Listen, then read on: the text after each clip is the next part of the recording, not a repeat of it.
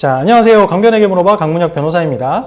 이번에는 저번의 편과 이어가지고 이혼 재판 관련해서 도움될 만한 내용이 있는지 같이 한번 살펴보겠습니다. 이 건물 내 목도 찾아야겠어. 자, 지금 남편이랑 수상하고 건물 좀 못살게 얘기가 만들지 나오는데 말자. 건물이 누구 건지가 또 왜 중요하죠. 그거 몰라서 이래? 자, 여기서 재산 분할 관련해서 중요한 내용이 나왔어요. 지금 부인은 이혼을 결심하고 건물에 내 몫을 찾겠다 이런 얘기를 해요. 근데 남편은 그게 어떻게 내 건물이야? 어머니 명의로 되어 있지? 이런 얘기를 합니다. 자, 그러면 이제 재산 분할에서 어떤 재산이 이혼 분할 대상이 되는지가 굉장히 중요합니다. 일단 원칙적으로는 부부가 서로 부부 생활하면서 공동으로 형성한 재산이어야 돼요. 즉, 부부가 혼인 생활 중에 형성한 재산이 아니다. 뭐 예를 들면 옛날에 결혼하기도 훨씬 전부터 그냥 아버지나 어머니가 가지고 있던 거 내가 상속받았다. 그 다음에 결혼하기 전에 내가 그냥 따로 일해서 모아둔 어떤 다른 재산이다. 이러면은 재산 분할 대상이 아니다. 이런 주장을 할 수가 있는 겁니다. 그런데 또 항상 예외가 있죠. 설령 이렇게 부부가 공동으로 형성한 재산이 아니에요. 그렇다 하더라도 재산의 증식, 재산이 늘어나는데 또는 재산이 줄어드는 거를 막는데 이런 데 기여한 바가 있다. 배우자가 그거에 기여를 했다. 혼인 생활이 아주 길고 재산을 증식하거나 감소를 줄이는 데 기여한 바가 있다 하면은 설령 그렇게 혼인 생활 중에 형성한 재산이 아니라도 재산 분할이 될 수가 있습니다. 영상 계속 보도록 할게요. 이건 너무 빡센 케이스야. 아니 시어머니를 때린 사람이 어떻게 재산까지 분할을 받냐? 사무장으로 나오는 김성균 배우가 조승우 배우한테 이런 얘기를 합니다. 시어머니를 때린 사람이 어떻게 재산 분할까지 받냐? 이런 말을 해요. 진단서 3주 나온다 그랬지. 내 전치 별이 산주 진단을 어떻게 산주가 끊겠다. 나와. 유책 배우자.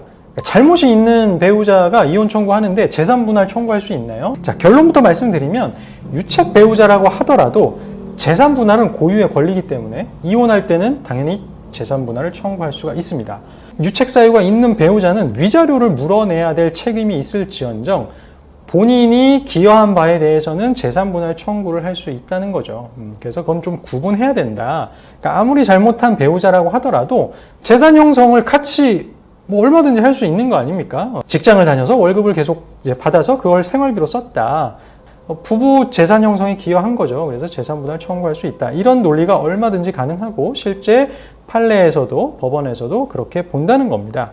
그러니까 다만 또 그런 건 있어요. 실무에서 이 재산 분할 비율은 또 법원에서 재량으로 정하거든요. 뭐 5대5, 6대4, 뭐 7대3. 대부분 특별한 사유가 없으면 현재는 5대5로 인정되는 경우가 많긴 한데 아주 배우자의 유책성이 이제 클 때 재산 분할에서 그 점을 이제 조금 감안하는 또 경우가 있을 수 있다.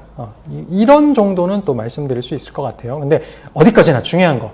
유책 배우자의 경우에도 재산 분할 청구권이 인정된다. 그 점은 꼭 알고 계셔야 됩니다. 계속 영상 보도록 하겠습니다. 명의를 시어머니 신탁을 명의다. 하지만 재산이 이제 건물이 그 시어머니 건물은 명의다. 남편 이거죠. 거다. 자, 여기서 중요한 게 이제 명의 신탁 문제가 나옵니다. 그러니까 명의는 지금 시어머니 명의로 돼 있는 건물이에요. 외관상은 내 배우자의 재산이 아닌 거죠. 그러니까 재산 분할 청구 대상이 되지 않을 겁니다.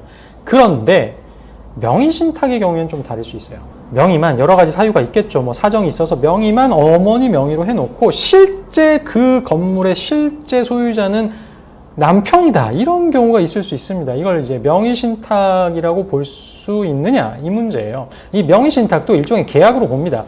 부동산 실명법에 따라서 무효인 명의 신탁이 원칙인데 예외적으로 또 명의 신탁이 유효인 경우도 있습니다. 이걸 깊게 들어가려는 거는 아니고 중요한 거는 설령 명의가 뭐 시어머니든 시아버지든 다른 사람, 다른 가족 앞으로 되어 있더라도 그게 실제로는 그 부동산을 실제로 매수한 사람은 남편이다 또는 부인이다.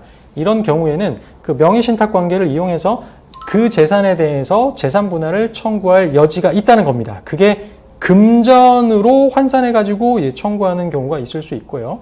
실제로 또 명의 신탁을 또 해지시키고 또 그 명의를 또 가져오게 하는 방법도 있을 수 있다. 자, 오늘 강변이 준비한 내용은 여기까지고요. 다음 편에서도 한번 같이 보면서 또 재미있게 설명드릴 만한 내용이 있으면 또 말씀드리겠습니다. 좋아요, 구독 잊지 말아주시고요. 다음에 또 찾아뵙겠습니다. 감사합니다.